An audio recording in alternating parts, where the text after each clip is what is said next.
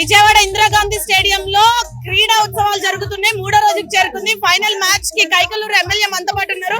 Sir, ఎలా అనిపిస్తుంది ఇటువంటి క్రీడా మహోత్సవాలు? చాలా ఆహ్లాదకరమైన వాతావరణంలో ఎమ్మెల్యేలు అందరూ కలిసి చాలా స్పోర్ట్స్ మెన్ తో చాలా బాగా ఆడుతున్నారు. ఇలా అంటే రోజు ప్రజా జీవితంలో చాలా పనులు ఒత్తిడి ఎక్కువ ఉంటుంది. ఇవాళకి ఇక్కడికి వచ్చి ఇది ఒక ఆట విడుపు చాలా బాగుంది, బాగా చేస్తారు. దీనికి స్పీకర్ గారిని అయ్యన్న పాత్రుడు గారిని మనస్ఫూర్తిగా ప్రభుత్వాన్ని మనస్ఫూర్తిగా అభినందిస్తున్నారు. నిత్యం ప్రజా జీవితంలో ఉంటూ ఇటువంటి క్రీడలకు ప్రాధాన్యత ఇవ్వాలని కూడా స్పీకర్ అన్నారు. అదే విధంగా ఇది పెద్ద ఎన్టీఆర్ గారు స్టార్ట్ చేసిన సాంప్రదాయం ఇప్పుడు కూటమి ప్రభుత్వంలో నడుస్తుంది. ఎలా అనిపిస్తుంది? అన్నమాట నిలబెట్టుకున్నారు.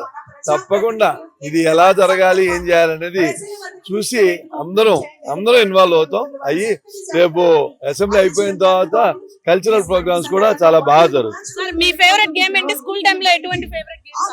నేను స్కూల్ టైంలో క్రికెట్ ఆడేవాడిని, వాలీబాల్ ఆడేవాడిని.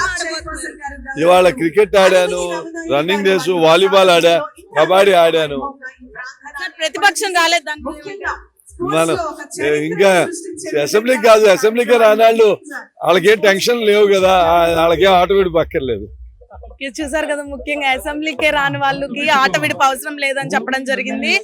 క్రికెట్ కి సంబంధించి ఆయన చిన్నప్పటి నుండి క్రికెట్ ఆడడం ఇష్టమని, క్రికెట్ ఆడితే చాలా ఆహ్లాదకరంగా ఉంటుందని, నిత్యం ప్రజా జీవితంలో ఉంటూ ఇటువంటి యాక్టివిటీస్ పర్ఫామ్ చేయడం చాలా ఆనందంగా ఉందని చెప్పడం జరిగింది. ఇది ఇక్కడ పరిస్థితి. వీడియో జర్నలిస్ట్ పవన్ తో బిందు, వైకే న్యూస్, విజయవాడ.